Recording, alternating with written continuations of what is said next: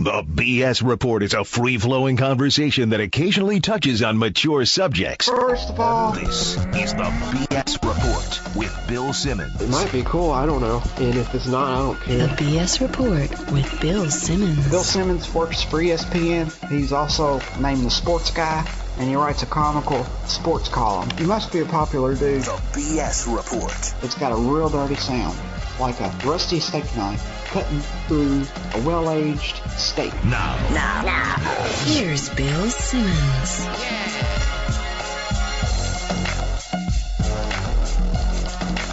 Taping a postmortem on the AFC and NFC championship games.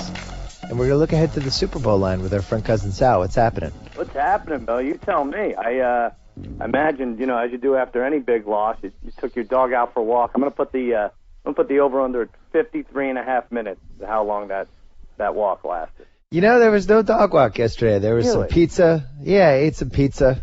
Just kind of moved on. What can you do? Ravens were better. Right? That's it? Ravens That's were really better. They were better. They played better. I didn't come away from that game, kicking things because we blew this play or that play or they got lucky here or whatever. They just played better. This just infuriates me. I mean, you can dismiss the whole game and the whole end of your season in 20 seconds. When my team loses, I'm weeping like Paul Abdul during the American Idol audition process. And you're like, they're better. That's it. They're better. I'm not dismissing anything. They came in, they kicked their butts. We knew it was going to be a close game. I mean, even at halftime, the Pats left those 4 points on the table potentially because they botched the last 20 seconds. And John Harbaugh said to the sideline reporter, yeah, this is a close game. We know this game's going to be close. Like, the Ravens knew that game was going to be close. They know how to play the Pats. Yeah, but the game wasn't close. I mean, you sort of got blown out, and if I were a Pats fan, that's why I'd be upset, because you weren't looking at the same team. You weren't looking at Belichick. How many times did you punt inside the 40? Well, that's the thing. They should have been up at least 10 going into halftime. Yeah. For me, it was the same issue that they had in the two Super Bowls against the Giants, where you're playing not to lose instead of playing to win. Mm-hmm. You got 4th and 2 in the 12, you kick a field goal. 4th and 8 from 35, you punt. 4th and 9 from the 35, you punt. It's just the Ravens were just more aggressive. You got the feeling the Ravens were like, we got to take this game from them. They were hitting harder. They were knocking our guys out. Just was one of those games. And Joe Flacco did a nice job, but I don't think he's the story, as is the case in the NFC game. I think that the Ravens defense, as is the case with the 49ers defense, just incredible to shut down the home team, shut them out in the second half. I mean, this Bernard Pollard, I said it last year, he should be brought in for questioning regarding Myra Kraft's bets. I mean, this is...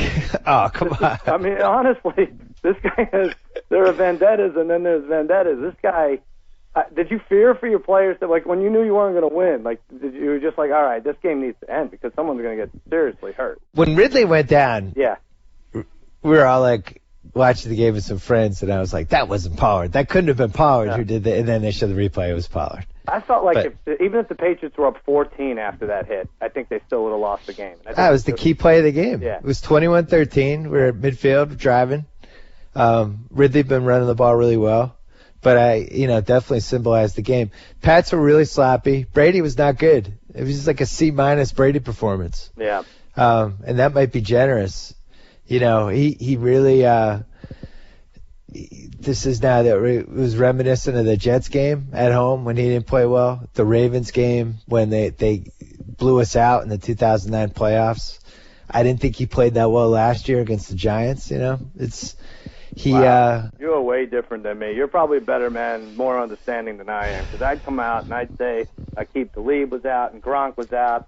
All of a sudden, aside from my quarterback, my best offensive and defensive players are missing. Well, the Talib thing was a huge deal, and watching it as it was happening, I was very surprised that the CBS guys didn't realize what a big deal that was, because it's just a chain reaction. They only had 2 competent cornerbacks, and Kyle Arrington can play the slot pretty well, but he's a really bad conventional cornerback.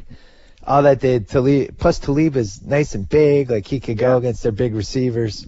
And as soon as he went out, when they showed him with that giant coat on, that wasn't good. Right. The Gronkowski thing was everybody underrated that. All those stupid stats about the points without him and with him were the same. Like, Deion Branch out there in these big moments. The guy waved Deion Branch 3 months ago. Mm-hmm. They were like one guy short, and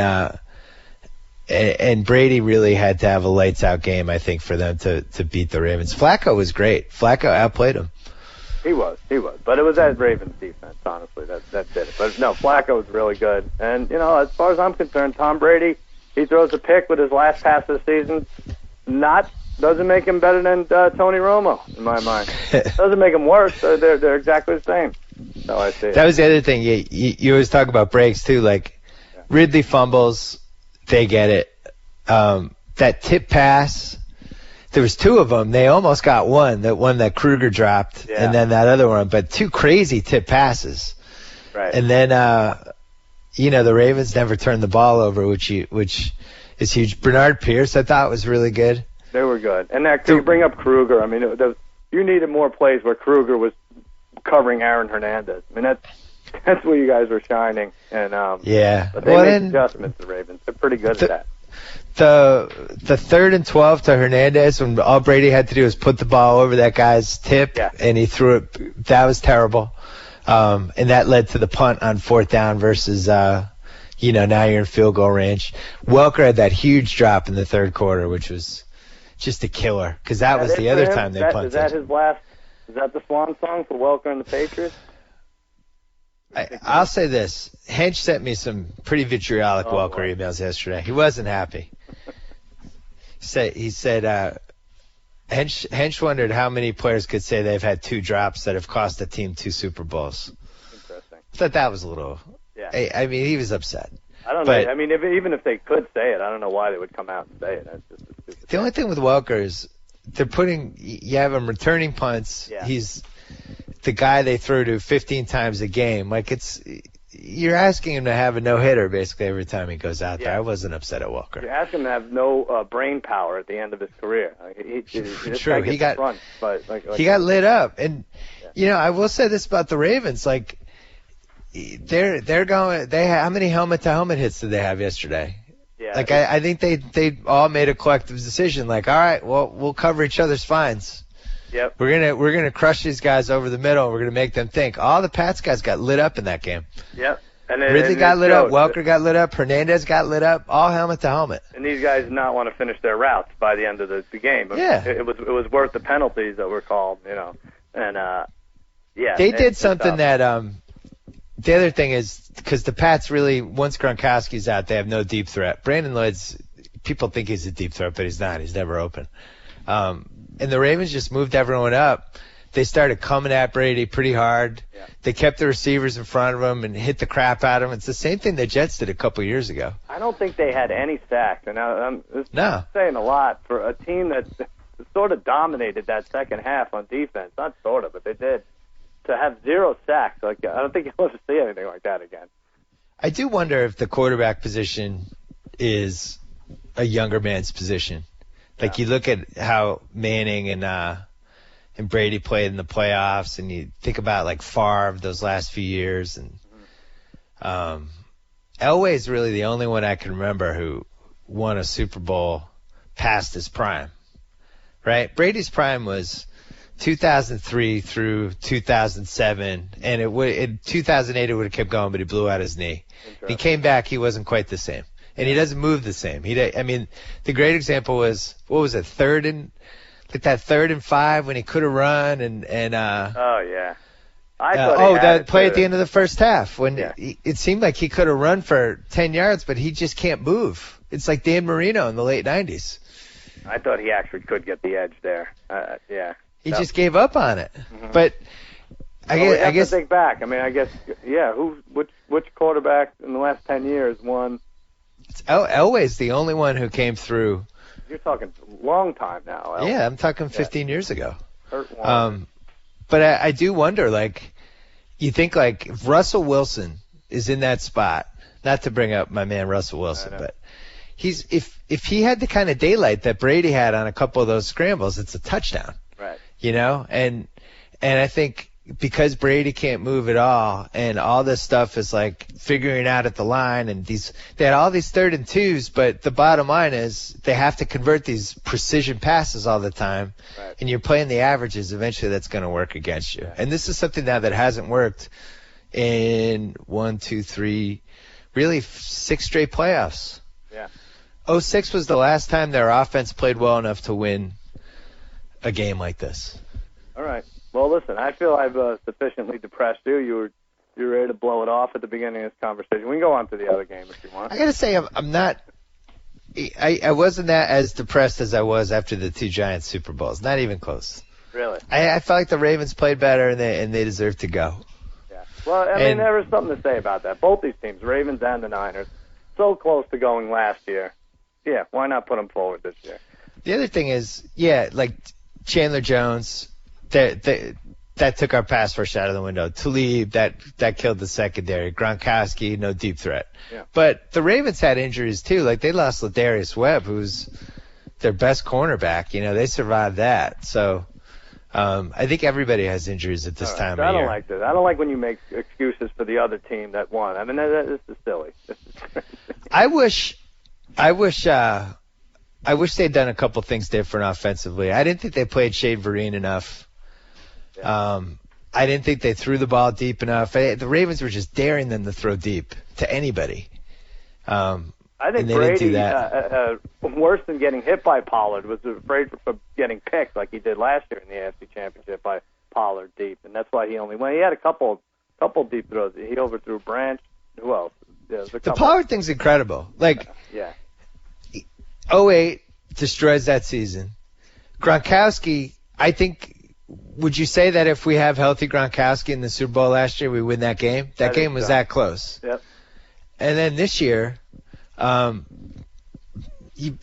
down 8. We still have to get a touchdown and a 2-point. We still have to stop them. I don't know if that swung the game, but it certainly finished it. How much are they paying that guy? Can't you just steal him away at this point? The crazy thing is he's done it for 3 different teams now. Yeah, right. Because he was in the Texans when he blew out Welker's name. Well, he was there. He didn't really blow it out. But yours will be the only team he doesn't play for when it's all said and done. Well, I wrote this in the mailbag on Friday. I thought Belichick was the last guy for him. Maybe that's next year. The last guy for him? Well, to take out. I think on a sideline hit, he just rolls Belichick's knees out. And I like that. By the way, that was my favorite hit of the weekend in Atlanta when Julio Jones. I wrote about it in the run and shoot around today. Yeah, that was the security guard who wasn't looking. Security guard. But these poor bastards, they have the best seat in the house. They're not allowed to catch a glimpse of the game, and they're thrust right in harm's way just to stare at a 1 in 1,000 chance of a fight in a stand, or or the kiss cam, someone going overboard with the kiss cam. Didn't you think the Falcons' loss was a much worse loss? Yeah. I don't know how they lost that game. They didn't score in the second half. No, I know. Well, they're both the deep. Right. Niners and Ravens shut down. Shut out. I think that was a little more of a choke job. Yeah. I think the Niners had to lead that game feeling very lucky. I don't feel like the Ravens felt lucky after that game. It was so reminiscent of last week. Like it totally was. Out-topped the Seahawks as they did the Niners in the first quarter and a half, I'd say.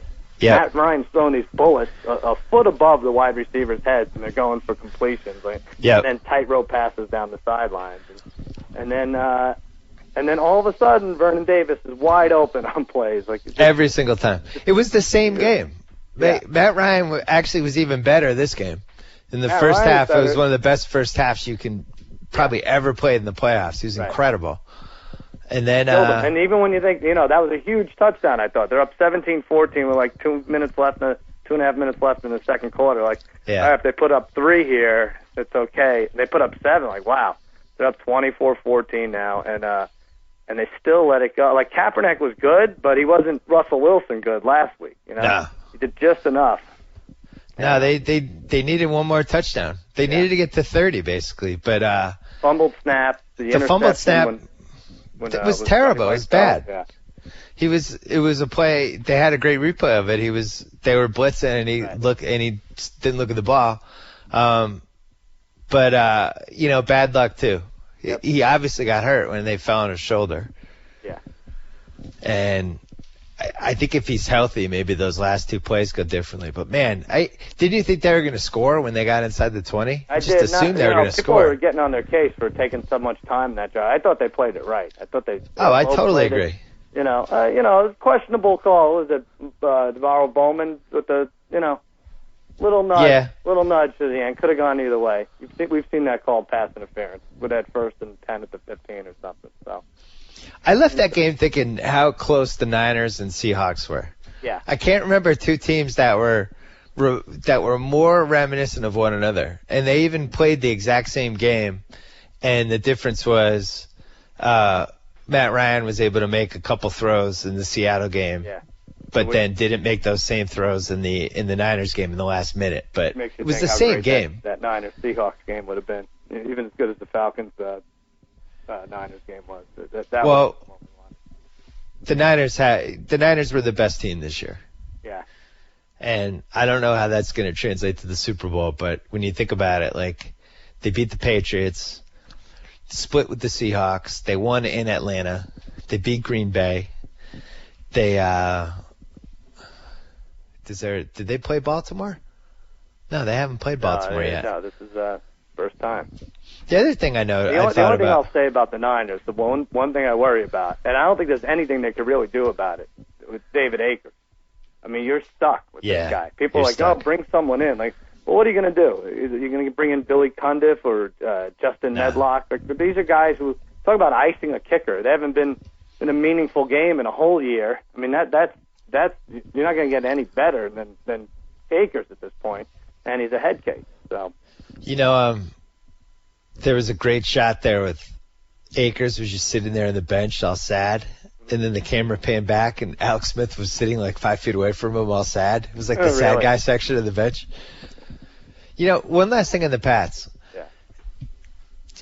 A couple people emailed me this parallel, and I think I agree with it.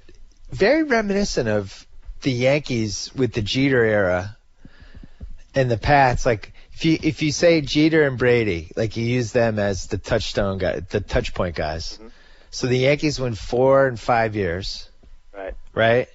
Pats win 3 of their first 4. Everything turns on the Yankees in the 0-1 World Series, and then they go on this stretch where they're really competitive for the next 9 years. They're right in the mix every year, and they keep falling short. Yeah. Very similar to the Pats. They have these games where you can look at and go, wow, how did they not win that game? Same thing with the Yankees in the 0-4 in the 0-4 LCS and even the 0-1 World Series to a lesser degree. Yeah. A-Rod cheats with steroids. Pats cheat with the cameras. I'm with you, I think. I have no defense. The Yanks went with Giambi and these. Yeah. And then, the Yanks did win in 2009. Yeah, it's true. They won that one last one. So maybe that's the hope with the Pats if you're a Pats fan. Do you think, though, you're lucky that you're in the AFC East, I'll say that. Because I don't think that doesn't show like it's turning around in anytime soon, at least in the next 2 years. Right. I do think people are discounting, like, this year they had a 35-year-old coach, or 35-year-old QB and a 60-year-old coach. Yeah. And at some point this is going to end. Right. And I did feel like there was some urgency this year because at some point it's just not going to happen anymore. And I don't know whether it's going to be next year or the year after, but next year they have a 36-year-old QB and a 61-year-old coach. And it's just going to keep getting worse. And those numbers will get higher, you're saying? Yeah, I'm going to say my prediction is those numbers will keep getting higher. Yeah. Well, and yeah, sure, that's going to be bad in a while. But don't you think you fill in the secondary a little? Maybe sign Bernard Pollard, give him all Wes Welker's money. Bernard. Or just the secondary seems to be the issue all the time, right? Yeah, they had a good draft last year. Yeah. They need to have another good draft this year. They need to spend a little more money. Yeah, you almost scored 600 points, right? I mean, you were on pace at one point. It's one of the problems with the Patriots is that the owner has not splurged the way there's always room under the cap at the end of the year. They've always rolled picks over, actually until last year, but they've never gone out and got that one extra huge monster guy. Well, he's saving the money for acting lessons for his 23-year-old girlfriend. I mean, that adds up after a while. Like, Go out and get players. come on. Like Mike Wallace, free agent this year. All right. Yeah. Wallace I would say big. that the Patriots need a deep threat. Right. Who's the other one? Who's the other wide receiver? Well, the other one's Jennings, but Jennings, right. I'm not a Jennings guy. Too banged up. I think you're getting him at the wrong point in his career. Yeah. But if they're really going to let Welker go, which it seems conceivable, they're going to have to replace him with somebody because Welker is the only receiver they have who consistently makes plays. Yeah, true. But regardless, Moving I'm really on. excited Now that we're going to the Super Bowl. We don't have to worry. You're not going to be a nervous wreck. Well, I'm really excited. We have 2 weeks to think about and celebrate the career of Ray Lewis. And let me tell you, the Ray Lewis stuff. I mean, and if you didn't hate him enough, right before the game, look into the heavens, so with the fake emotion. I mean, he reminds me of like Dane Cook of criminal football players, just like emoting all the time. Like you can't. No one is like this. Come on. Wesley Morris tweeted that Ray Lewis is now Matthew McConaughey acting as Ray Lewis. Right. And that's what his demeanor is now. It is pretty funny. He's so over the top, but it's working for them. All the emotional stops they pulled, they brought O.J. Brigance with them. They have the Lewis retirement tour. All this stuff's working for them. I guess it is, but I wonder if the 2 weeks then slows them down more. I mean, you would think the older team would benefit from the 2 weeks off, but there's so much emotion in these Ravens, and they got so up for the last two games. Maybe it gets in the way of their run here. It does make me wonder, like, maybe the Pats, maybe this is Belichick's flaw now. The last time the Pats played with any real, like, purpose/emotion where it was us against the world was right after Spygate. Yeah. Maybe every year, like, maybe Belichick should just pretend he's going to retire each year. That's it. Or Brady's or whatever. I don't know. This is something that the Celtics in the 1960s did with Red Auerbach. Yeah. Every year, like, they had, like, Cousy was retiring one year. All right, we got to win it for Cousy. Heinsohn's retiring. We got to win it for Heinsohn. Auerbach's going to retire. All right, we got to win it for him. And they fed off that emotion every year. Yeah. And maybe the Pats need to feed off It's something. It's either retirement or a sick car. I mean, maybe if he shot up with meningitis or something, they'd rally behind him. You know the other problem? This is now, how many times have they lost now? The season has ended in the playoffs in Foxborough. Is this Baltimore 4 straight twice. times? Baltimore twice. The Jets? Jets. This is 4 times they've blown a game at home. I mean, is there a worse home field advantage than Foxborough? I was listening on I watched, and then I drove home after where I was watching from, and they said there were between 8,000 and 10,000 Ravens fans celebrating in Foxborough. Oh, Jesus. In the stadium. That sounds like way too many. My dad wanted to play. My dad was upset when the Ravens won. He wanted to go to Denver. He's terrified of the Ravens. Yeah, he thinks he thought they had this is why that line was ridiculous. Yeah. Yeah. The Ravens love playing the Patriots. Yeah. It's a whole thing where, you run out of emotion, your team's been there so many times.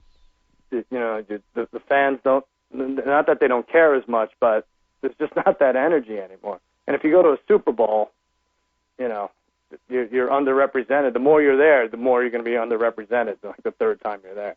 Yeah, I think what we're going to see at the Super Bowl this time, the Niners fans are going to overpower anyone. And it would have happened whether it was the Patriots or the Ravens. You think so? I think it's going to be like 80% Niners fans. First of all, there's a lot of them because it stretches back all the way to the Montana era. So now you have 30 years of fans there, more than 30 years. But then on top of that, you have a lot of money from that area. Right. You have all the Silicon Valley money, all the San Francisco money. It's a wealthier fan base, and they haven't been in it since '94, and it's been almost 20 years. I think it's going to be all Niners fans. I was thinking shorter trip maybe for Baltimore, but yeah, that's not too much worse. Yeah. And well, I'll tell you this about the game: we finally found a game where there's going to be love lost. Oh yeah. We searched high and low for a game, and they say there's no love lost between these two teams, and with the brothers involved, and there is some love lost. We did it. That's true. I wonder if there will be love lost. Oh, there's got to be. Could there be love lost? Will someone please ask them that at Media Day? I mean, isn't that a nice question? Rank your most fascinating Super Bowl angles for me. Number one is Two Brothers. Two Brothers is amazing. Like, this would be like you and Ivy coaching against each other in the Super Bowl. I think even though she's your sister. The only thing that makes it better is they find out Ray Lewis is one of the brothers, too. They're now 3 brothers. Oh, they never do? Yeah, Jack Harbaugh adopted him. Jack Harbaugh. It's a one-night stand. Yeah. Yeah, the brothers thing to me is the number one angle. I know they're going to blow it out, but it's amazing. Two brothers? It's pretty great, yeah. Think of all the screwed up brothers out there. Yeah. This is the best example of two brothers succeeding ever. I would have thought the Wayans brothers, you weren't going to top that, their rise to fame. But, yeah, this might be right on par. You're right. Maybe Marlon and, who's the other one? Keenan? Damon, yeah. Damon? Yeah, Keenan Ivory. They're in the brothers pantheon. That's right. That's the one for me. Number two is somebody is going to bring up the whole, hey, Ray Lewis, how come you're playing again 10 weeks after you blew out your triceps? Yeah. This doesn't seem conceivable. How did this happen? Right. And then he says, well, I prayed to God, and that God healed my triceps. And then people go, wow, it's 2013. We don't really buy that narrative in 2013 anymore. How did you really come back from the torn triceps? Right. And that becomes a story. I think that's number two. Take it up with God. Yep. Randy Moss will do something dumb over the next 2 weeks. I was just going to say, yeah. He's in there. Kaepernick and Smith. How happy are you with that he might get a ring here? Moss? That's got to infuriate you a little bit. Well, you know what infuriates me is he wanted to play for the Pats. Yeah. And we didn't want him. And I didn't want him. I thought he was washed up. But he could still run the deep route, and he could still run the over-the-middle route. And he would have done it better than Deion Branch. I can tell you that much. I guess so. But, yeah, no, he's one of the storylines. I think Flacco is right up there. A lot of good storylines for the Super Bowl. No, this will be a fun one. Now, the Niners best defense. The best one is yours and our picks contest here. Oh, yeah. Let's just have it out here. You were 6-9-2 out of weeks. You won 6 weeks. I won 9. We tied 2. You battled back over the last 3 weeks to even it up 9-9-2. And this is it. And we emailed our line selections ahead of right when the gun sounded in the Patriots game. Cause it's too you know what's interesting? I still don't know what the line is. You know, I've somehow not seen it. I know what I guessed. All I right. guess Niners by 6. You guess Niners by 6. I guess Niners by 3.5. Let's take a look. Official line is to decide the winner of our contest this year. San Francisco 49ers minus 4 points. Oh, you won it. I win. You finally get a title. I'm victorious, finally. First in 6 years. Well, how long we've been doing this? Niners by 4. Thank you. Yes. Congratulations. And I got to tell you, I think they have it right. It opened at 5 and went down to 4. It's 4 all over the place now. I checked 8, 9, now 10 different sports books. I think that's too low. I don't know. I think they might have this wrong. I think it's like Atlanta, Oakland, Tampa Bay, where I think they have it wrong. I know because of what you said, the Niners fans and people like betting them and everything, so you can't make it less than 3, but the Ravens might have. Yeah, I have to admit I haven't thought about this matchup too much yet. Yeah. My gut instinct was that it should be somewhere between 6 and 7. Wow. Just because of but I guess that makes sense because I should have gone lower. Go ahead, go lower. I'll give you a chance. What do you want to say? Say 4. You know what was interesting about yesterday? So the Ravens, that line ended up at 8. Right. The money line was only like plus 250. Was that what it was? Because Friday it was like 310. Yeah. The money line got bet down from over 300, like all the way to like the plus 250, plus 260 range. Wow. So Vegas people lost again. Yeah, if you like the Ravens, you took the money line. And I think Vegas lost on that Atlanta game because it opened at. What did it open at? It opened at 3. 3. It went immediately to 3.5. Yeah. And then it gravitated toward 4.5. Oh, it stayed at flew up. 4.5 all weekend, and then settled at 4, I think. Yeah, I mean you could still get it at 4.5 most places, but yeah, for most of those 7 days it was between 4.5 and 5, I think. Yeah, and there was talk about them taking a safety maybe to cut it to 2, and then it's a guaranteed cover if you have Atlanta at the end there. I hit both. I was 8-2 against the spread in the playoffs. I think I was 7-3. That's nice. Good job by you. I've had a couple 9-2s. I don't think I've ever had a 10-1. Yeah. No, the 9-2s were when the Pats. I mean, that was 4 gimmies when you. I think my best year was 2000. I rode the Ravens.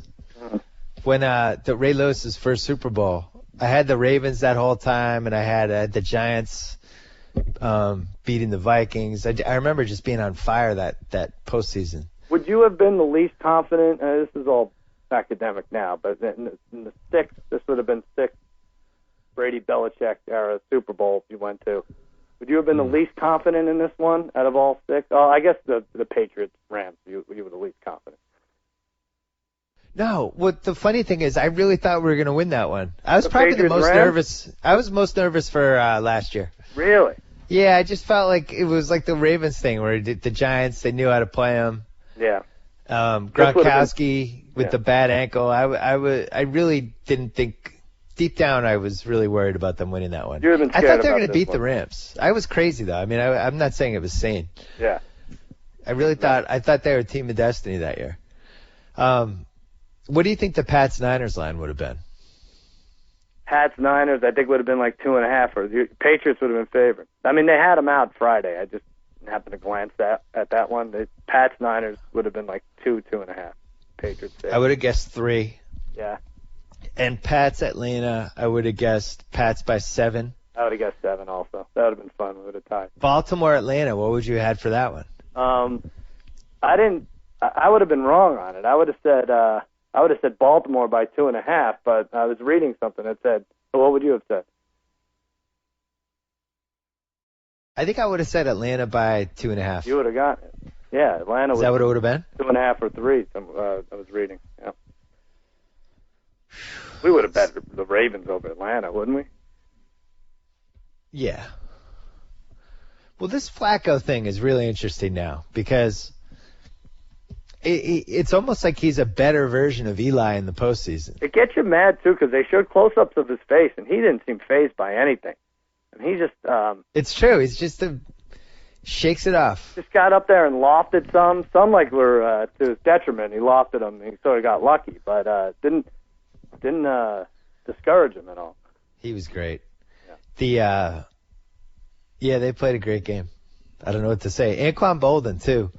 In Grantland's NFL shoot-around today, Jay Kang wrote a little thing about whether he's kind of becoming a Hall of Famer, potentially. Yeah. Well, he won the first game for them, right? No, I can't remember. What was it, Cincinnati? No, who'd they play? Yeah.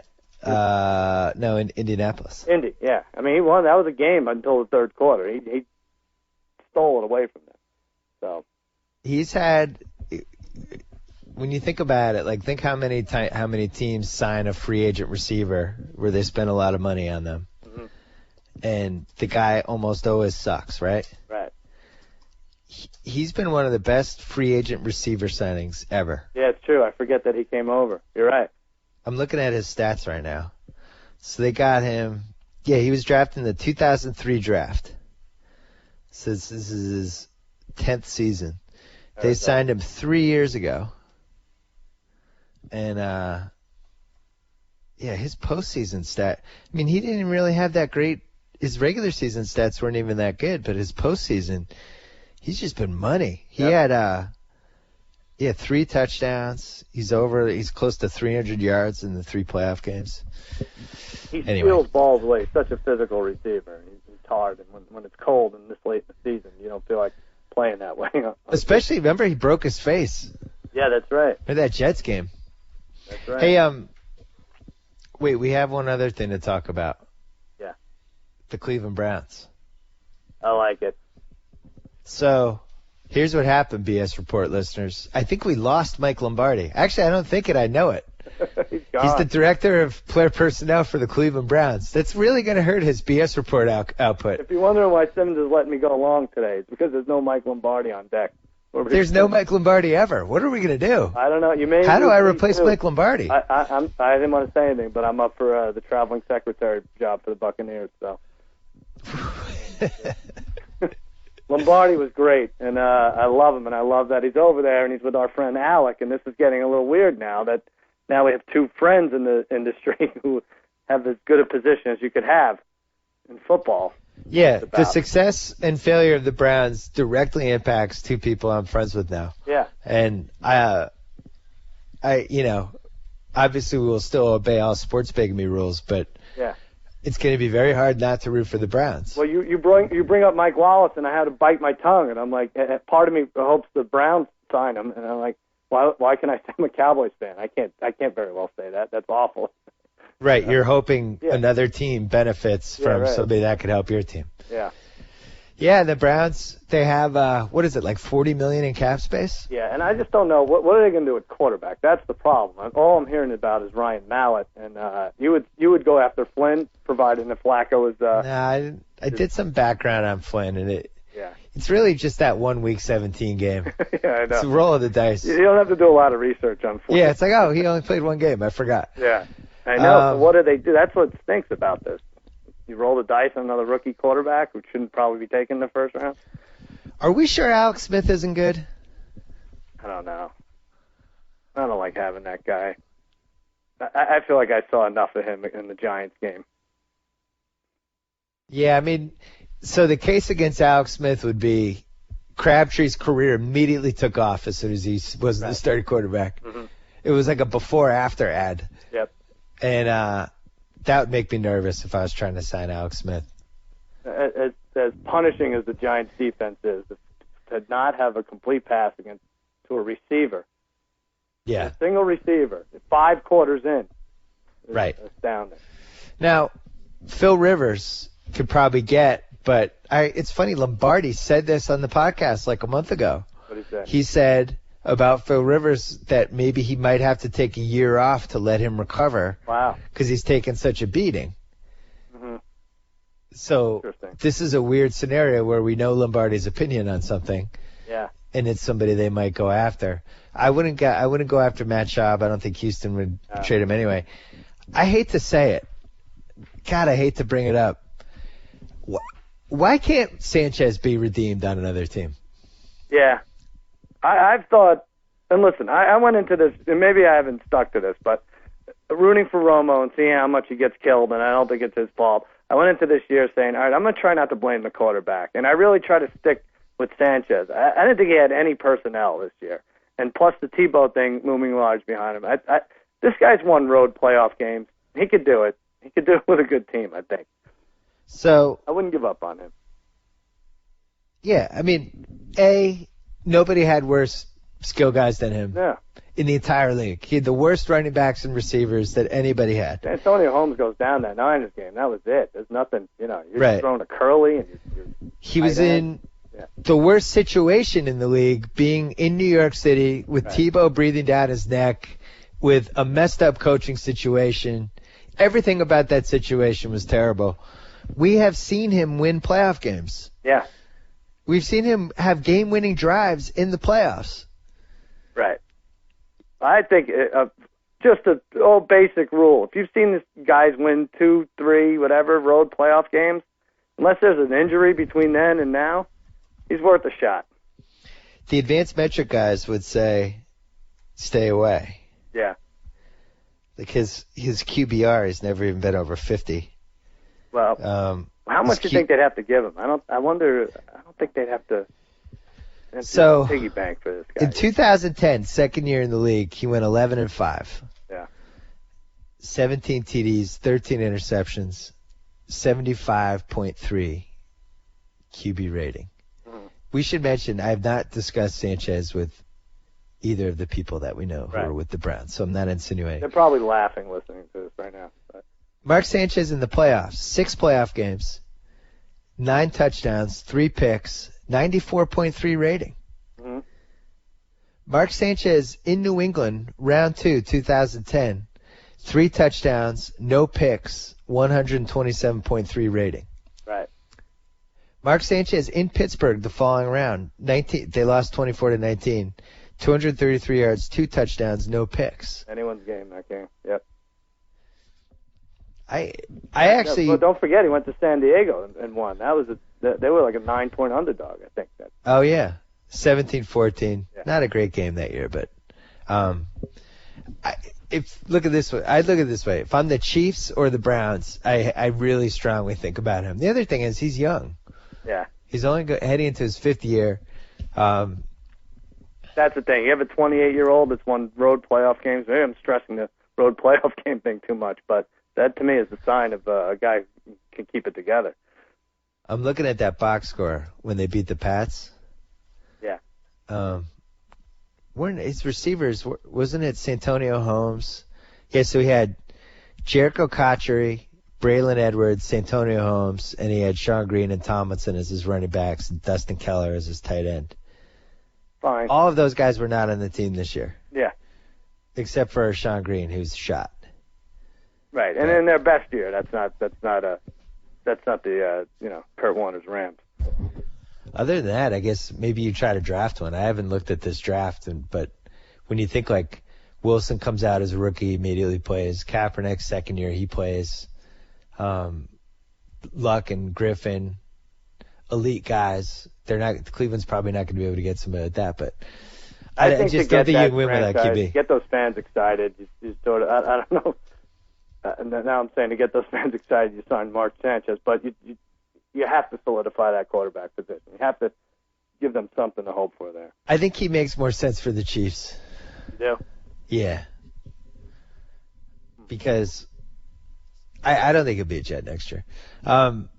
Yeah, but it's funny, like Lombardi was like a polarizing hire in Cleveland. Oh, yeah. Some people were mad about it. Well, he had a run with Cleveland. He's apparently blamed for drafting Tommy Bardell back in the old days. But I'll say this about Lombardi, and he's too much of a good guy to say so, but his hands were completely tied in Oakland. I mean, you can't blame anything on him that went down there. He's a smart guy, and the fact that he's got some salary cap room, that's going to be good for them. He'll make good decisions. No, and he was there when during the first couple of years when Oakland was good. Yeah. I don't know. I can only judge him from stuff he's talked about on the podcast for 5 years, and from reading his column and stuff, I always thought he was really thoughtful about how to put a team together. I also think he's probably learned from some of his mistakes. I mean, the Brown stuff happened 20 years ago. I just hope people give him a chance because he's a good guy. Listen, good, passionate guy, and any guy you could watch football with, and he'll start swearing in Italian. He brought donuts. The Browns aren't that far away though, because what were they, 6-10? It was a deceiving 6-10. It easily could have been 10-6. Yeah. I thought they had talent on both sides. Sure could have beaten the Cowboys. They could have been, The other thing with the Browns, you forget this now because it's been so long, but the Ravens, the old Browns. Right. Going you don't back really forget because Ray Lewis took off his shoulder pads. I think like 3 minutes left in the game. I don't know why he thought he wasn't playing defense again to unveil an Art Modell shirt. So. Oh, yeah. Oh, that's another storyline that's going to get beaten in the ground. Yeah, right. Well, because the next time we'll talk to you, we'll be in New Orleans. Yeah. You are going to be co-hosting the Thursday and Friday BS reports. That's going to be a lot of fun. And I will have a Grantland. We'll have a million prop bets, which makes the Super Bowl special, of course. I went 4 out of 5 yesterday. Kaepernick under 60 yards rushing. Who else was ballsy enough to take that? And I had Ray Rice at 8-1 score first. So. Oh. The Kaepernick one was smart. They obviously went in that game saying he is not going to beat us. That thing was inflated by 15 yards, that prop. Yeah. Yeah. Maybe a week from Friday we'll do an all Super Bowl prop Let's podcast. Do that. On that the heels of Gary we'll just Russell, go through 50. Gary Russell and John Kuhn and Henry Hynowski. I'm going to have another doozy for you. Didn't you win last year though? Henry Hynowski, yeah. Yeah. Over 4.5 yards or something stupid. But. It was Will Henry Hynowski rush for more than 4.5 yards. God, I love the Super Bowl. It's the best. Let me really quickly promote Jimmy Kimmel Live, Martin Luther King Day, no show tonight, but Julie Bowen, Leanne Rimes, Naomi Watts. I can't even read my own writing. There's a lot going on this week. And Jimmy gets a star on Hollywood Boulevard Walk of Fame Friday. You're coming for that. I'm coming for that. Friday, late morning. Yeah, late morning. Joins the It's bike. next to Will Geist and Clark Gable. Right. Three of the greats. He asked to be between Judge Judy and Michael Bolton, but it didn't. It just doesn't work out like that, I guess. It'll be fun. He asked? No, I'm kidding. We should also mention he's winning. He is winning. Yeah, I hate to jinx it, but yeah. Well, it's been 2 weeks now. It's not an accident at this point. He's legitimately winning the 18-49 demo. We are in the race. You're in the race. It's a 3-horse race. I love it. Pretty exciting. Cousin Sal, next time we talk to you, New Orleans, Louisiana, we'll see you there. Good time. Good job by you, Billy. Good job by you. So I get to sign off. Whoa! Thank you for downloading the B.S Report with Bill Simmons. Too much fun. Check out more podcasts at the iTunes Music Store or at Pod Center at ESPNradio.com. Peace out.